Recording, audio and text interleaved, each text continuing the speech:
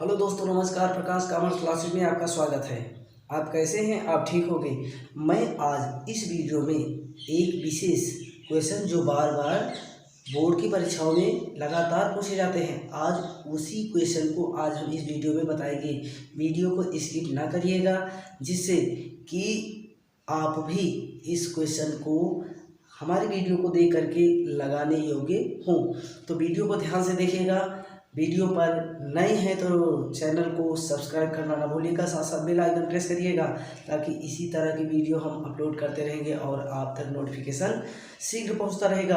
और हाँ, यदि आपको यह वीडियो अच्छा लगे तो लाइक और शेयर करना ना भूलिएगा। तो चलते हैं, देखा जाए, क्वेश्चन पढ़ लेते हैं। मेरठ कॉटन मिल ने जिसकी अधिकृत पूंजी यानी अधिकृत अंश पूंजी 2,50,000 है, यानी कहा अधिकृत पूंजी 2,50,000 है। फिर कहा कि जो 10 रुपये वाले 25,000, अब भाई 25,000 को 10 से गुणा कर देंगे, जो 10 रुपये वाले 25,000 अंशों में विभक्त थी, तो इसे 25,000 को 10 से गुणा करेंगे तो इसे भी 2,50,000 माना जाएगा। फिर कहा 20,000 अंशों का निम्नलिखित भुगतान की शर्तों पर निर्भर किया। देखिए 25,000 अंश है, लेकिन कितने अंशों का निर्माण हुआ? 20,000 रुपया। 2 रुपया प्रति प्रार्थना पत्र पे, यानी कहा मतलब अंश 2 रुपया प्रति अंश प्रार्थना पत्र पर। फिर इसके बाद में लिखा 2 रुपया प्रति अंश आवंटन पर। फिर इसके बाद लिखा 3 रुपया प्रति अंश प्रथम याचना पर और 3 रुपया प्रति अंश अंतिम याचना पर। ये 4 किस्तों में मांग की गई।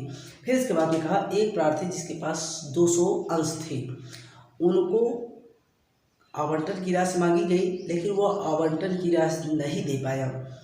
उसके अंश प्रथम याचना देय होने से पूर्व ही हरण कर लिए गए। अब देखिए कि प्रथम याचना देय होने से, यानी कहने का मतलब इनकी एंट्री आपको ध्यान रखना होगा। प्रथम याचना देय होने से पहले उनके हरण कर लिए गए। और उसके बाद में कहा पूरे याचना के बाद हरण किए गए अंशों का पुनः निर्गमन कर दिया गया। अब उसके बाद में कहा पुनः निर्गमित किए गए जो अंश थे उन्हें 8 रुपये 50 पैसे के हिसाब से पुनर्निर्मित किया गया। और उसके बाद में कहा कि आवश्यक जनरल प्रविष्टियाँ कीजिए। तो यहाँ पर जनरल एंट्री करेंगे तो फिर भी पहले आप समरी लिख लीजिए। यहाँ पर यह क्वेश्चन दिखाने चल रहे हैं, तो यहाँ पर देख लीजिए कि लिखिएगा authorised capital. Authorised capital, authorised capital अधिकृत पूंजी से आप हिंदी कहते हो अधिकृत पूंजी। तो यहाँ पर लिखिएगा 25,000 share at the rate of ₹10 each. तो यहाँ पर अधिकृत पूंजी कितना बता दीजिएगा? 2,50,000। ये तो कन्फर्म है ना। 25,000 को 10 से गुणा करवाए 2,50,000। फिर इसके बाद में यहाँ पर लिखिएगा इश्यूड कैपिटल। तो इश्यूड कैपिटल हमने कितने share? 20,000 share at the rate of ₹10 each. कितना हमारे पास कलेक्ट होगा? 2 लाख रुपया। फिर इसके बाद में यहाँ पर ऑन कॉल्स लिख दीजिएगा। ऑन कॉल्स, यह बात ध्यान रखिएगा। शेयर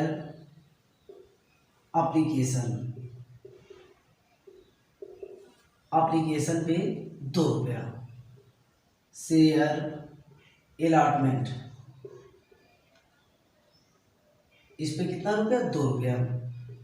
शेयर यहाँ पर लिख सकते हैं ऑन लिख दीजिएगा। ऑन शेयर फर्स्ट कॉल 3 रुपया। ऑन शेयर फाइनल कॉल 3 रुपया।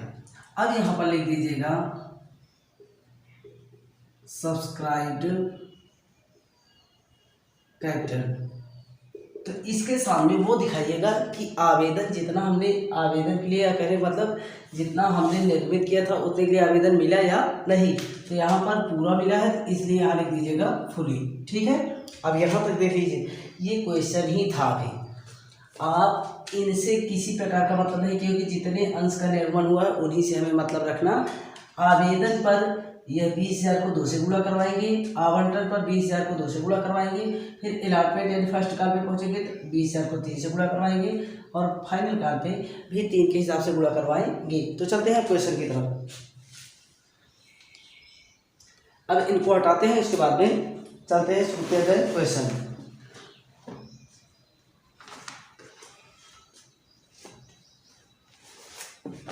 चलिए तो अब इनको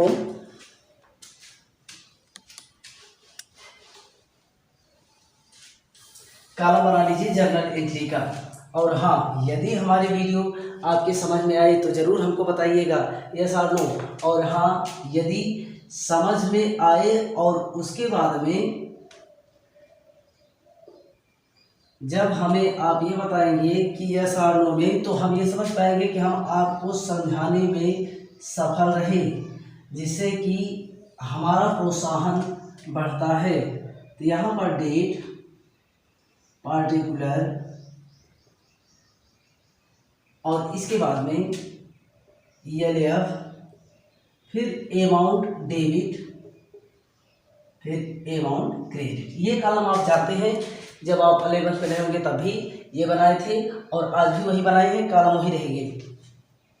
तो कॉलम के बारे में date, particular, ELF, amount debit और अमाउंट क्रेडिट। ELF का फुल फॉर्म आप जानते हैं, हम बता दे रहे हैं। ELF का मतलब होता है लेजर फोलियो, ठीक है। तो आप चलते हैं। सबसे पहले आवेदन की राशि प्राप्त होने पर एंट्री एक बार आप तैयार कर लेंगे तो उसके बाद में कभी नहीं भूलना है। तो आवेदन की राशि यानी फर्स्ट एंट्री करिएगा, इस पे डेट पे कुछ नहीं तो यहाँ फर्स्ट लिख लीजिएगा।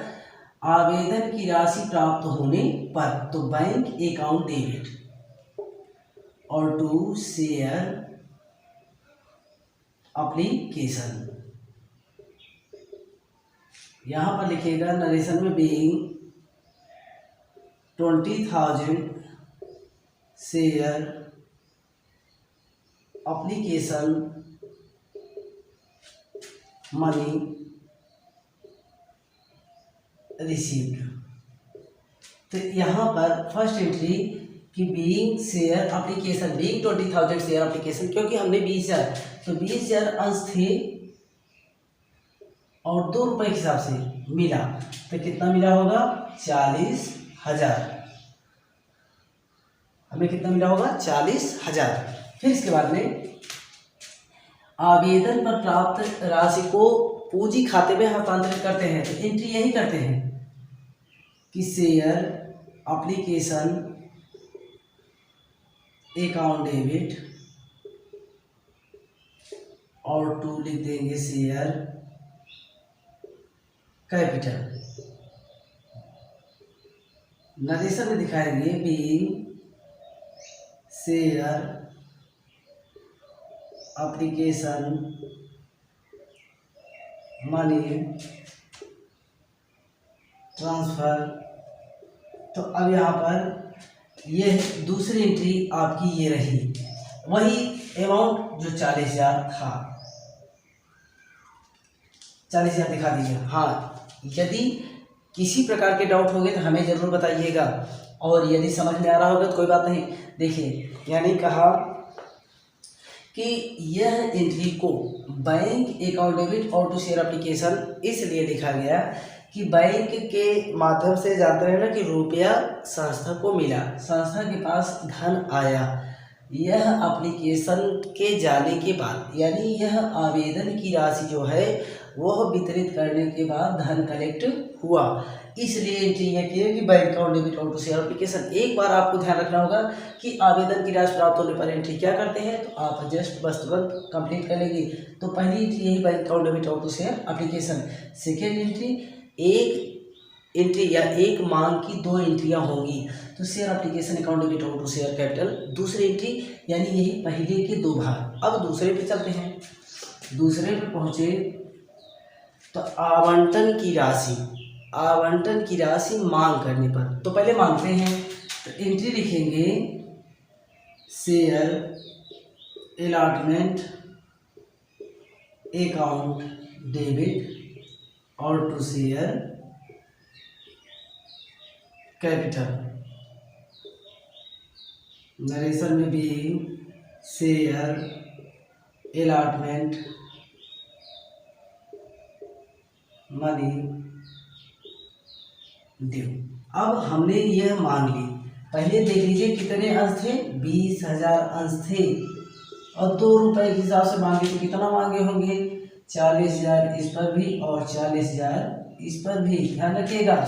इसके बाद रिसीव करते समय आपको विशेष ध्यान रखना होगा, एंट्री करिएगा बैंक अकाउंट डेबिट, अभी बता दे रहे हैं bank account debit calls in arrear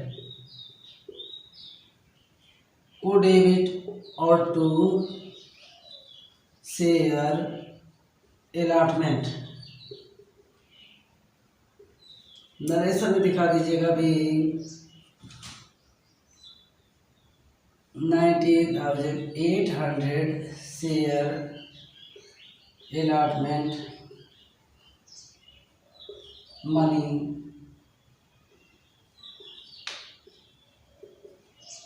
received. यहाँ पर 19,800 इसलिए लिखे क्योंकि 200 का अंशधारी ये पता लगा कि वो पैसा देने में असफल रहा। हमने मांग किया था 20,000 अंश थे हमारे पास और 2 रुपये के हिसाब से तो हमें कुल मिलना चाहिए था 40,000, लेकिन एक अंशधारी के पास 200 अंश थे, 2 रुपये के हिसाब से नहीं दिया, कितना नहीं दिया, 400। और इसके बाद में यहाँ पर देख लीजिए कि 19,800 अंश और 2 रुपये के हिसाब से मिला तो कितना मिला होगा, 00, 2 8 16 और 2 9 18 और 2 1 के 2 1 3, 39,600 हमें मिला। तो यहाँ तक लगभग अगर हम ये मानते हैं कि आपके समझ में आएगा, क्योंकि ये रिसीव करते समय हमने मांग की थी कितने, 40,000 की, लेकिन हमें मिला, ये पता लगा कि एक अंशधारी जिसके पास 200 अंश थे वो पैसा नहीं दिया। तो भाई 40,000 मांगे थे, 200 अंश और 2 रुपये के हिसाब से, तो 200 अंश 2 रुपये के हिसाब से नहीं दिया, कितना नहीं दिया, 400। तो 40,000 में से 400 घटा दिए तब भी हमें कुल मिला 19,800 अंशों पर 2 रुपये के हिसाब से 39,600। ठीक, तो अब इसके आगे चलते हैं। इसके आगे अगली किस्त के बारे में देख लेते हैं। क्वेश्चन में लिखा गया था कि यह प्रथम याचना देय होने से पूर्व, ध्यान रखिएगा, प्रथम याचना की राशि देय होने से पूर्व अंशों का हरण कर लिया गया। ध्यान रखिएगा, यानी बुक में लिखा गया था कि प्रथम याचना की राशि देय होने से पहले ही उन अंशों का हरण कर लिया गया। तो आपको चेक करना होगा कि उन अंशों की वैल्यू अब अभी कैलकुलेट करना होगा, तभी देख लेते हैं क्वेश्चन। पहले एक बार देख लेते हैं, उसके बाद में लिखा है कि प्रथम याचना देय होने से पूर्व ही इन अंशों का हरण कर लिया गया। तो चलते हैं हरण करवा देते हैं यहाँ पे। तो यानी हरण करने पर एंट्री क्या करते हैं, तो आप जानते रहिएगा, share capital debit, share capital को डेबिट करिएगा और टू, ये यहाँ पर वो दिखाइएगा जिस किस्त का भुगतान ना किया हो, तो शेयर अलॉटमेंट और टू शेयर फॉरफिएटेड। नरेशन दिखा दीजिएगा, बीइंग 200 शेयर फॉरफिएटेड। अब यहाँ पर 200 शेयर फॉरफिएटेड, ये चेक करिएगा कि वो अंश कितने के रहेंगे, यह बात को ध्यान रखना होगा। ये 200 अंश पर आवेदन पे ही दिया था, कितना दिया था, 400, और 200 अंश आवंटन पर नहीं दिया, कितना नहीं दिया, 400। अब यह चेक कर सकते हैं कि यह 200 अंशधारी ये 10 क्यों नहीं लिख रहे हैं, अभी इसको बताते हैं, 800, क्योंकि यह सभी मांग नहीं दे, यानी सभी मांग न होने के कारण यहाँ 10 लिखते। 10 इसलिए नहीं लिखे क्योंकि वो प्रथम याचना के पहले ही इनको क्या कर लिया गया, हरण कर लिया गया। तो उस समय तक सिर्फ 2 ही किस्तें हुई थी, 2 आवेदन की और 2 आवंटन की। तो यानी एप्लीकेशन और जो अलॉटमेंट है उसी की किस्त जो इंस्टॉलमेंट थी वो ड्यू हुई थी, इस कारण बस आपको एंट्री इस टाइप से करना हुआ। अब इसके बाद में अगली एंट्री कर लेते हैं, यानी तीसरी एंट्री फर्स्ट कॉल। तो यहाँ पर लिखिएगा शेयर फर्स्ट कॉल को डेबिट, शेयर फर्स्ट कॉल को डेबिट और टू शेयर कैपिटल। अब यहाँ पर अब आपको एक बात ये बताएंगे भाई 19,800 share first call money due. अब यहाँ पर चेक कर लीजिए कि 19,800 है, 2 से नहीं बल्कि 3 से गुणा करवा दीजिएगा, जो आएगा वही दिखाइएगा। 3 8 24 के 4, 3 9 27, 2 29, 3 1 के 3 2 5, यानी 59,400 दिखाइएगा। 59,400 रिसीव कर लीजिएगा। तो वही एंट्री बैंक अकाउंट डेबिट करिएगा और to share first call narration में being share first call money received. अब यहाँ पर वही 59,400 फिर इसके बाद में अंतिम और लास्ट यहाँ पर एक एंट्री और। तो यहाँ पे हमारे पास स्पेस कम है तो इस कारण बस इसको अब हटा देते हैं, उसके बाद में फिर आगे की प्रक्रिया में ले आते हैं। यहाँ पर लिख लेते हैं, इसको देख लीजिए। अब यहाँ पर अंतिम याचना की राशि दे होने पर, तो जिसे एंट्री कर रहे थे उसी तरह से करेंगे। बस आप वीडियो से कहीं जाइएगा नहीं, हम आपको प्रयास करेंगे कि इसी तरह से आप जो भी क्वेश्चन होंगे आप इन्हीं तरह आप लगाने का प्रयास करिएगा। देखिए इसके बाद में यहाँ पर आपको ये करना है कि अब इसके बाद में अंतिम याचना, तो अंतिम याचना पर ये चौथी एंट्री में शेयर फाइनल कॉल को डेबिट करिएगा और टू शेयर कैपिटल नरेशन में दिखा दीजिएगा being share final call money due. First ये है, ध्यान रखिएगा 19,800 इसलिए लिख रहे हैं क्योंकि 2 समंशों का हरण हो चुका है। तो 00 3 8 24, 3 9 27, 2 29, 3 1 के 3 2, यानी 59,400 रिसीव कर लीजिए। तो रिसीव करने पर बैंक अकाउंट डेबिट और to share final call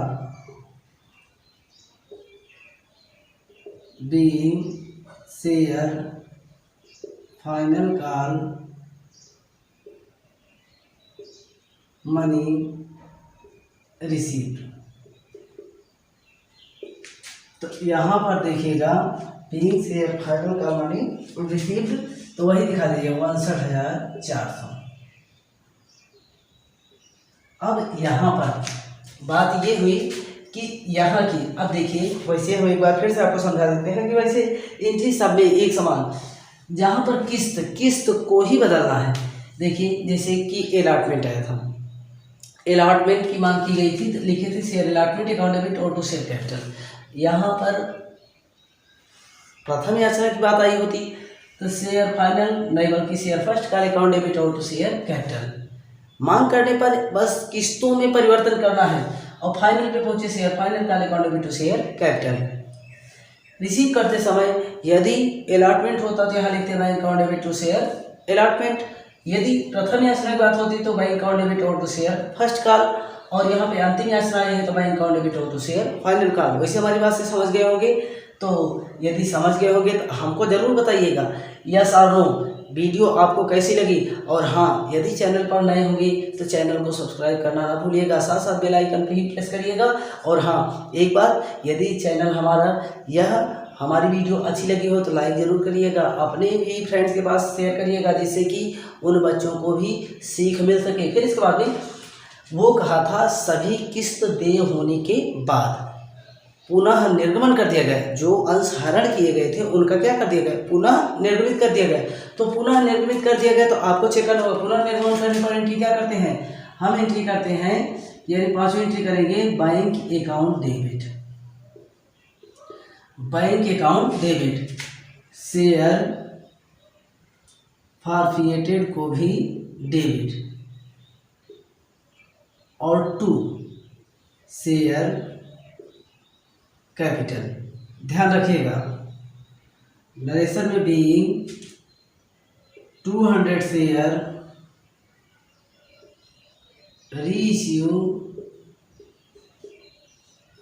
at discount.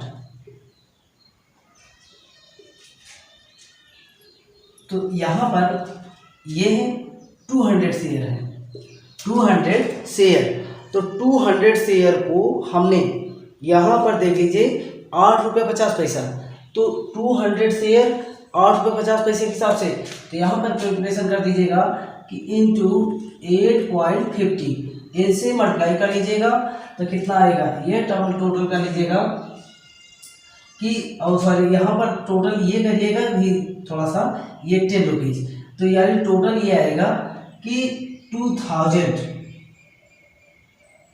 Total आपका आया 2000। अब इसके बाद में यहाँ पर कितना रिसीव हुआ, तो यहाँ पर रिसीव करने पर 200 शेयर हैं और 8.50, तो 200 शेयर को 8.50 से मल्टीप्लाई कर लीजिएगा, तो मल्टीप्लाई करने के बाद कितना आएगा, इनको कैलकुलेशन करके चेक कर लेते हैं।